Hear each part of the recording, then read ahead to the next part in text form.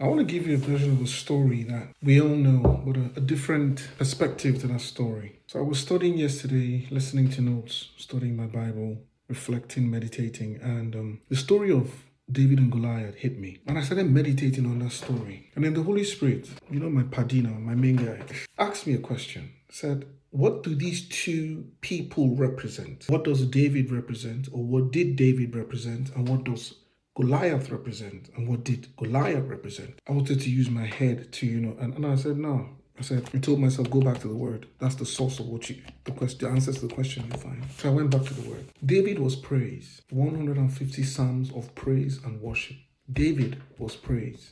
Because of David, we know praise, we know worship. We have a documented version of praise and worship in the word because of one man. And because David was praised and worship, Yahweh said, he is a man after my heart. You know why? Because the Bible has told us Yahweh inhabits the praises of his people. He comes in and settles where his people are praising him. Then what did Goliath stand for?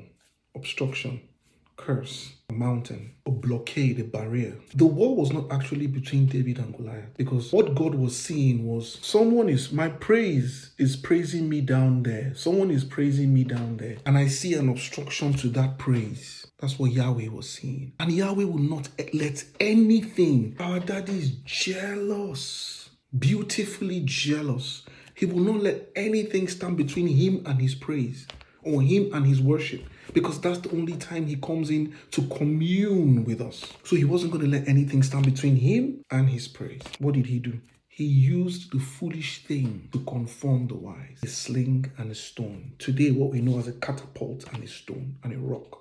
He was offered an armor. He said no. He was offered a sword. The king's regal war robe. He said, it's too heavy. I can't wear it. Because Yahweh had a plan in his praise. He uses the foolish thing to conform the wise and destroy that obstruction, that barrier, that blockade, that curse. I say that to say this. Even when you don't know what to do about a situation, turn up the volume on your praise and worship. A quick testimony. At the lowest point in my life, I was in a dream. I had woken up at 3 a.m. to pray. While trying to pray, I didn't even know I was still praying. I fell into a trance. And then the Holy Spirit said to me in that dream, intensify, because I was speaking in other tongues. He said, intensify it. And I intensified it. He said, now start worshiping. I started worshiping. He said, intensify your worship. As I intensified my worship, I entered a realm with a conversation with people from the other world of darkness. I sat in a meeting and I saw the plans of the enemy for me. Yes, that's what happens when you worship God. He comes in and his glory rests upon you. Everything around you has to move away.